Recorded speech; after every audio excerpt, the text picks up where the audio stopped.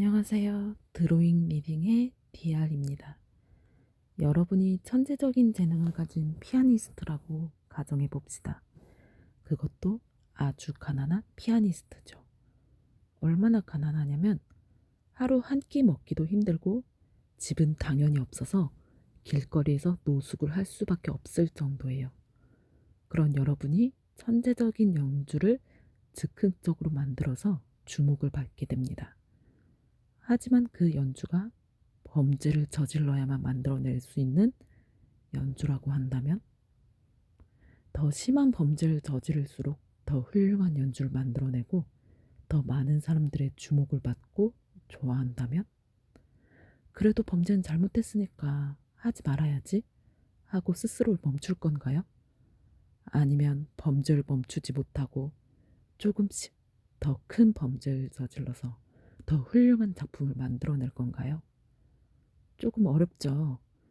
여러분의 선택은 다 다르시겠지만 일단 소설의 주인공 백성수는 적어도 스스로 멈추지 못했습니다. 백성수에 대한 이야기는 음악 비평가 K와 사회 교화가 모 씨에 대해서 시작됩니다.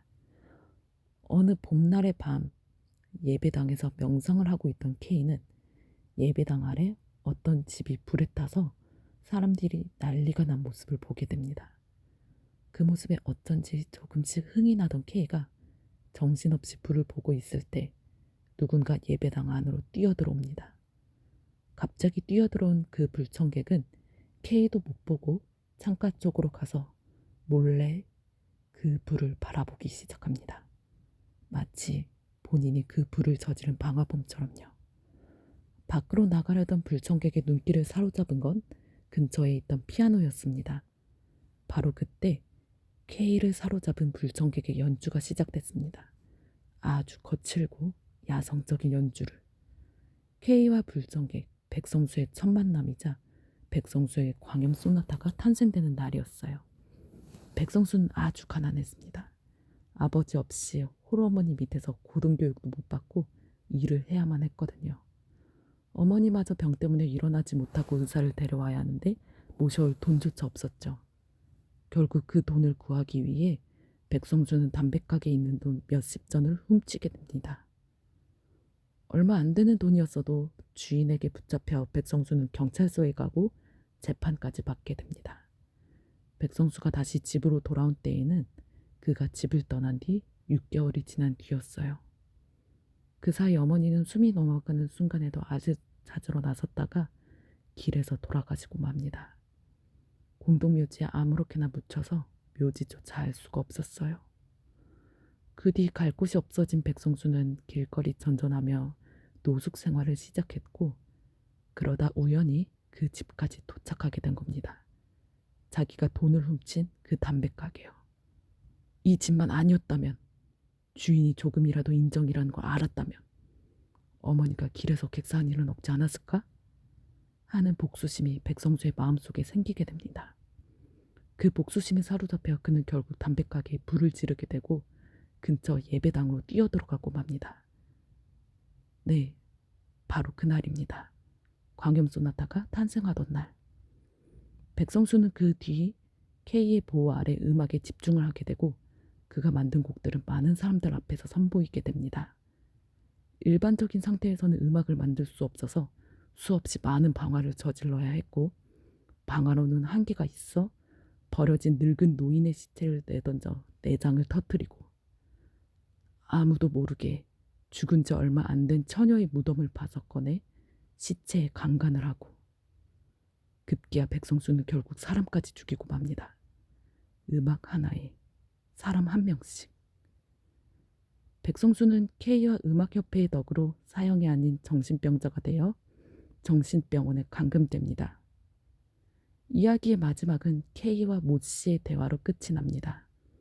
K가 모 씨에게 이런 질문을 합니다.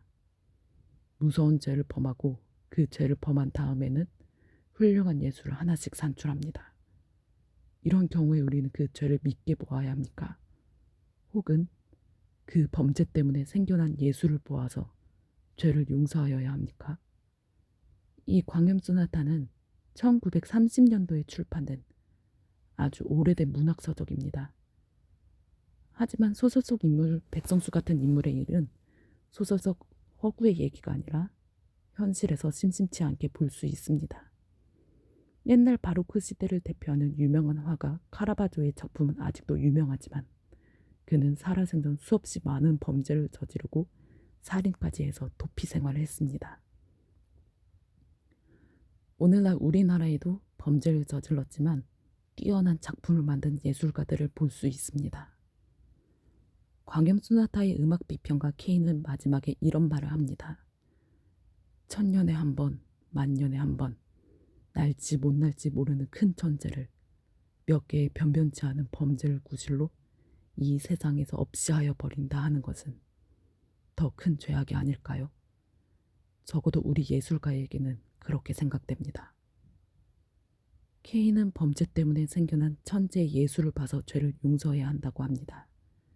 이 책이 1930년도에 나온 책이고 케인은 음악 비평가니까 저렇게 말을 할 수 있을지 몰라도 오늘날 우리나라 입장으로 보면 K의 주장은 좀 어려움이 있지 않을까 싶어요. 범죄를 저지른 우리나라 예술가들이 만든 작품들이 훌륭하긴 하지만 작품 때문에 그들이 저지른 죄까지 용서할 수 없지 않을까요? 그렇다고 범죄를 저지른 예술가가 만든 작품이라고 해서 그 작품까지 너무 색안경을 끼고 편견을 가질 필요는 없다는 생각이 듭니다. 죄는 죄로 보고 작품은 작품으로만 그렇게 보는 시선을 가질 필요가 있다는 게 제 주관적인 생각인데요. 1930년대에 오래전에 출간된 단편소설인데도 단순히 재미를 떠나서 예술과 도덕성에 대해 오늘날의 입장에서도 많은 생각을 하게 만드는 소설이었던 것 같아요. 굉장히 짧은 단편소설이어서 쉽고 재밌게 읽을 수 있었던 것 같습니다. 시간 되실 때 읽어보시면 좋을 것 같아 추천드려요. 첫 번째 영상 이렇게 소개해드렸는데 오늘 영상은 여기까지고요. 다음 영상에서 만나요.